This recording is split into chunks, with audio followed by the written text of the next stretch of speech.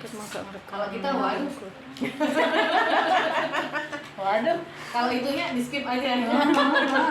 Jadi luar biasa tawakal mereka kepada Allah dengan artinya bahwa kita akan diberikan kekuatan, diberikan kemudahan.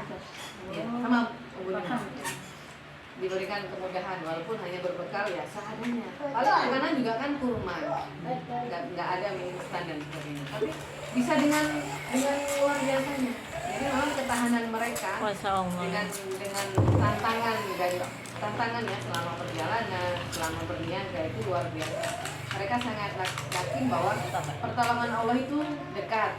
Nah, ini mungkin bagi kita nih yang akan mobile ya kayak Mbak Ella, mungkin nanti Ibu Bosowa, Ibu Indomaret, Ibu FMM, FMM, ini Ibu Bea Cukai, ini kan semua akan sebenarnya diputar oleh takdir. Hari ini di sini, mungkin tahun depan di mana. Nah, kita bisa mengutip ayat ini bahwa perjalankan itu oleh Allah. Insya Allah di sana kita akan ketemu dengan hal-hal yang baik seperti itu. Dan selama perjalanan pun kita juga akan dimudahkan oleh Allah. Jadi tawakalnya itu harus besar, apalagi di mana-mana ada rest area. Jadi santai aja. Jadi di mana-mana kita bisa singgah, bisa isi Kampung Tengah. Nggak tahu kenapa dibilang Kampung Tengah. Lambung Tengah. Kenapa dibilang Kampung Tengah? Oh, nggak tahu saya. Iya, kalau di sini saya juga baru tahunya di sini. Isi dulu Kampung Tengah. Hanya kan perut ya. Letaknya di tengahnya. Jadi Kenapa tuh bukit kaum di Quraisy itu kampung? mereka bepergian setiap musim dingin dan musim panas. Kemudian ayat yang ketiga, "Falyabudu rabb hadzal bait." Maka hendaklah mereka menyembah Tuhan pemilik rumah ini atau Ka'bah. Artinya bahwa dengan sedemikian rupa kemudahan yang diberikan oleh Allah ya, mulai dari tadi 7 keistimewaan kaum Quraisy, kemudian kebiasaan mereka untuk bepergian yang selalu dimudahkan oleh Allah ya, diberikan kemudahan, diberikan rezeki yang bisa memenuhi kebutuhan mereka walaupun mereka tinggalnya di padang pasir. Kalau secara perhitungan nggak bisa makan buah-buahan ya, tapi semua buah ada di sana. Semua buah ada di sana, mulai dari pisang, anggur, stroberi. Saya pun penasaran itu stroberi yang gede-gede itu ya, yang suka sekarang kan ada di YouTube itu sering Korea. orang makan. Aduh, kayak manis banget. Padahal kalau kita ambil dari Malino itu asam. Aduh, beda jenis Umi, itu ratusan ribu. Nah, itulah. Di mana itu kira-kira kita dapat itu? Ada. Nah, di rest area. Hoki. Rest areanya MP. Saya bilang kayak nggak mungkin ekspresinya begini kalau ini Benar-benar seasem, kecut. stroberinya Malino pasti manis ini. Iya memang ada. Gimana kira-kira bisa dapat yang begini nih? Siska Kol Umi. Beli strawberry cek 1 juta. Nah, ini ya perjalanan bisnis dari negeri Yaman pada musim dingin itu mereka untuk membeli minyak wangi dan merica yang datangnya dari India dan negeri Teluk. Jadi mereka itu istilahnya pulaan merica ya. Nah, karena mereka kan kalau lagi musim dingin butuh sesuatu yang hangat. Kita ini apa-apa ada di sini. Iya benar. Ya, jadi merica paling kita pakai 3 biji aja udah semeriwing ya.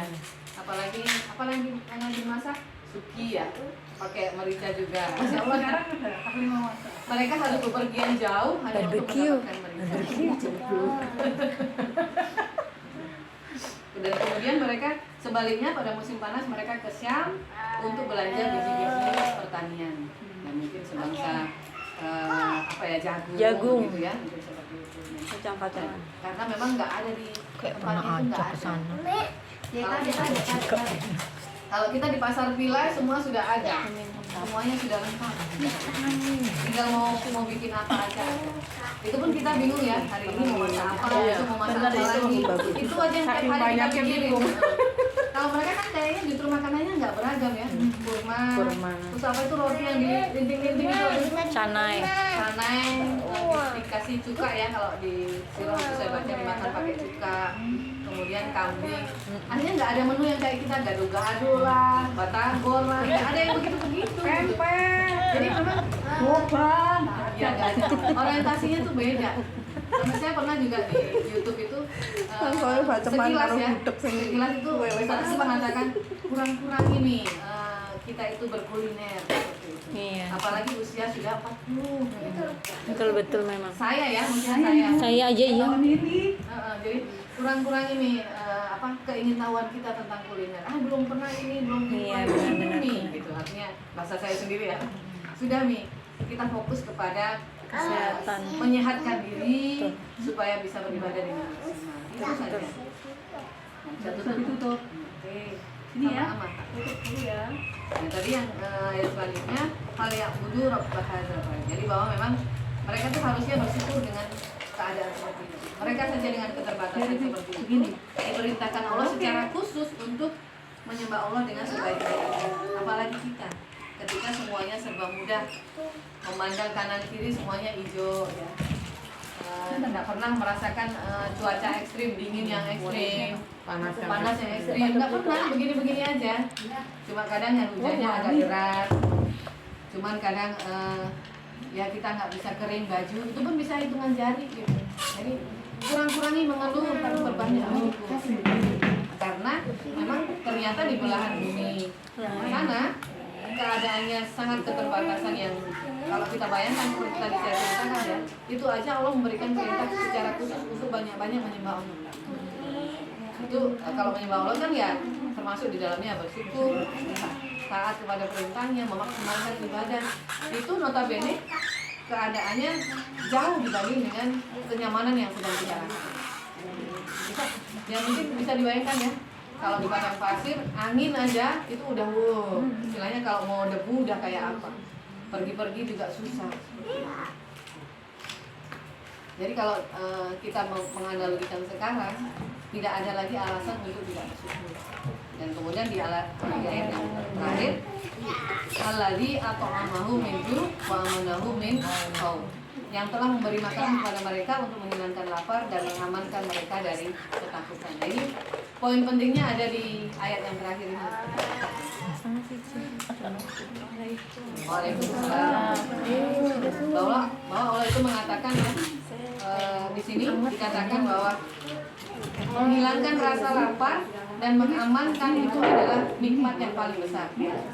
Kalau kita kembali Mamuju yang baru-baru gempa, itu kan dicabut rasa amannya tuh, sedikit saja dicabut rasa amannya, itu kita sudah bisa membayangkan seperti apa. Kayak saya lihat di Facebook sudah mulai tidur di pengungsian, ada yang pasang status tidur lagi di ruang tamu. Artinya mereka dalam keadaan tidak aman, mereka dalam keadaan takut kalau terjadi sesuatu. Nah, makanya di sini digarisbawahi oleh Allah, ketika kita bangun pagi merasakan diri kita aman dalam keadaan tidak lapar, ya mungkin lapar tapi ada makanan kan selesai berarti ya. Itu sudah nikmat yang paling besar. Nggak usah mikir yang lain-lain. Tadi kita sempat mikir tentang nilai anak-anak skip dulu. Jadi 2 itu aja ya. Ketika kita bangun dalam keadaan aman, dalam keadaan aman, dalam keadaan ada makanan ya, ada beras, kulkas full, selesai. Itu kita sudah harus bersyukur kepada Allah dengan sebesar-besarnya. Biarpun suaminya kadang agak menyebalkan, selesai. Kalau Terdengar seperti curcol. Iya. enggak, itu Ini disebutkan di Al-Qur'an Cukup ya. mewakili. Surat Quraisy tadi, dan menjadi poin penting digarisbawahi oleh Allah bahwa 2 hal kenikmatan ini adalah yang paling penting bagi kita. Ketika kita merasa aman Sehat dan kita merasa terjaga dari lapar, dan sehat. tidak ada alasan untuk tidak maksimal dalam beribadah. ini satu-satu deh. Artinya tidak ada alasan untuk tidak berpikir, tidak ada alasan untuk tidak berdoa, tidak ada alasan untuk tidak tilawah, dan tidak ada alasan untuk hal-hal baik yang lainnya. Tidak ada alasan untuk tidak menyapa tetangganya, tidak ada alasan untuk tidak melakukan hal-hal yang bisa memberikan kita syafaat. Apa ini? Minum. Jadi Yang merasa bombe tolong minum. Menyapa juga dengan senyum ini. Kalau Ya. menyapa tanpa senyum itu seperti sayur tanpa garam. menyapa dengan labrakan gitu ya. Mengerikan. Jadi memang Allah itu menekankan kepada kita, seringkali kita merasa lupa ya, sibuk melis sesuatu yang belum ada di kita ya, sibuk melis sesuatu yang hilang dari kita, tapi selalu melupakan apa-apa yang sudah datang kepada kita.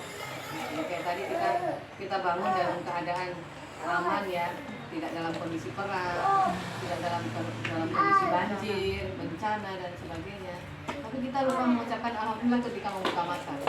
Ketika membuka mata itu pertama masak apa? Nah, itu Iya, memang.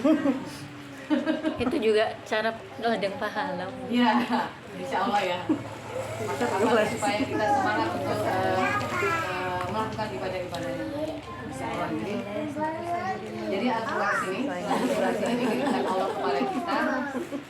Itu mengingatkan kepada kita bahwa kaum Quraisy itu diistimewakan oleh Allah, tapi mereka juga punya banyak keistimewaan.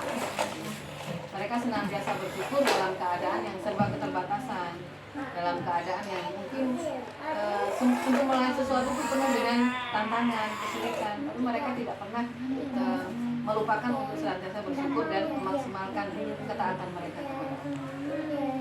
Jadi kan kalau kaum Quraisy itu begitu sampai perintah Allah satu, itu mereka maksimal untuk melaksanakan. Kan contohnya bagaimana mereka ketika dilarang minum khamr, itu kan mereka beramai-ramai itu buang khamrnya, bahkan pokoknya semua yang ada di rumah itu dibuang beramai-ramai, menyambut perintah Allah itu dengan senang hati, dengan ketaatan yang penuh, tidak sibuk untuk mempertanyakan kenapa ini, bisa nggak ini sedikit saya habisi dulu, nggak ada begitu, semuanya berlomba-lomba. Kemudian perintah untuk memakai hijab, semuanya langsung, semua berlomba-lomba, bahkan mereka takut kehilangan kesempatan untuk menjadi yang terbaik. Kita pun juga harus seperti itu. Kita diberikan usia sampai sekarang itu tidak lain karena Allah itu memberikan kesempatan kepada kita untuk senantiasa memperbaiki kualitas dari hidup kita, bukan sebaliknya. Sekarang kita disebutkan dengan hal-hal yang bakal merusak amalan-amalan yang sudah kita perjuangkan dulu waktu kita masih gadis. Masih gadis nggak ingat ya? Saum Senin Kemis, ya ngasih apa saya aja nih. Saum Senin Kemis rajin, ya. Tahajudnya rajin. Dan salah satu permintaan kita adalah diberikan jodoh yang baik, diberikan anak-anak. Nah, ketika sudah ada semua, kemana aja nih? Sudah dilupa semua. Saum Senin Kemis katanya ada anak, ini, ada suami, begini. Padahal tadinya itu merupakan salah satu daftar permintaan kita kepada Allah. Artinya jangan sampai permintaan yang kita ajukan kepada Allah itu justru akan mengurangi ketaatan kita kepada Allah. Makanya kan kadang ada sesuatu hal yang kita minta kepada Allah itu kok kayaknya nggak terkabul-kabulkan. Ya mungkin kita tanya kepada diri kita ya. Jangan-jangan nanti ketika itu dikabulkan sama Allah justru mengurangi kedekatan kita kepada Allah. Minta mobil misalnya. Sampai sekarang saya belum punya mobil. Bisa jadi setelah kita punya mobil kita sibuk untuk berwisata misalnya. Sibuk untuk mencuci mobil. Kalau akhirnya capek gitu. Artinya kita harus menjadikan sesuatu muhasabah kepada diri. Karena ya itu tadi, kayaknya kita sudah banyak melakukan kayak gitu, misalnya kita minta jodoh sudah dikasih sama Allah, diberikan anak sudah, minta laki-laki ada laki-laki, minta perempuan ada perempuan, tapi masalah ketaatan kita kepada Allah bertambah tidak? Bertambah gitu-gitu aja atau berkurang? Gitu-gitu aja. Gitu-gitu aja ya. Artinya kita harus mengevaluasi diri kita Ya Allah. sebelum kita mengajukan permintaan yang lain lagi. Karena sampai sekarang saya sudah berbuat apa ini ya Allah.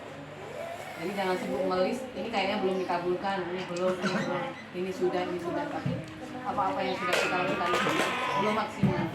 Kayak kemarin ya beberapa hari lah. Ini banyak di medsos juga yang bagus sih sebenarnya ya, tentang surat Al-Kausar, Inna A'tayna, itu sering kita baca. Dan di situ kan sebenarnya adalah perintah untuk berkurban ya. Ini kan sudah mau edisi kurban. Sering dibaca, tapi bagaimana nih semangat kita untuk berkurban? Sudah atau belum? Seperti itu. Ya banyak hal kajian tentang itu. Kita sering mengatasnamakan belum mampu untuk hal-hal yang sebenarnya kita bisa.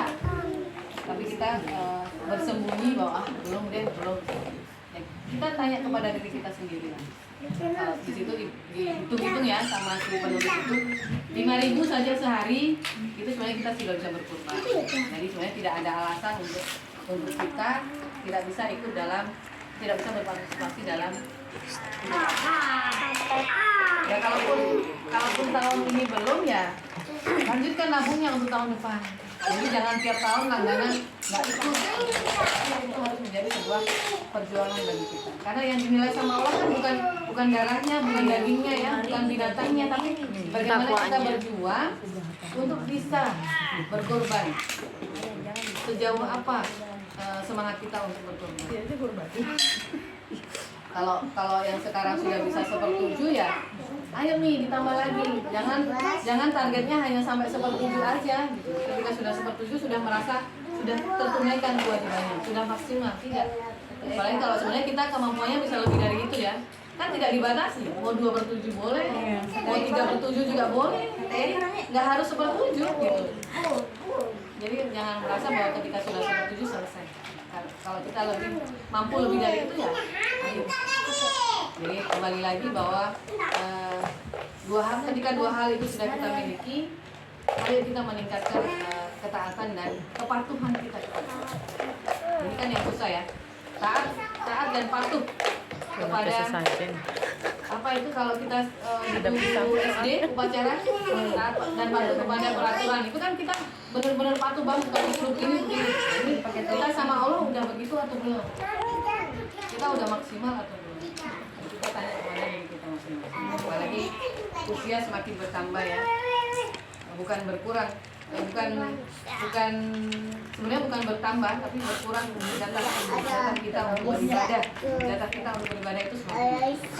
Jadi harus benar, hitungannya harus rapi. Apa yang akan kita lakukan di sisa usia kita yang nggak akan lama lagi. Sholat, semoga bermanfaat untuk kita.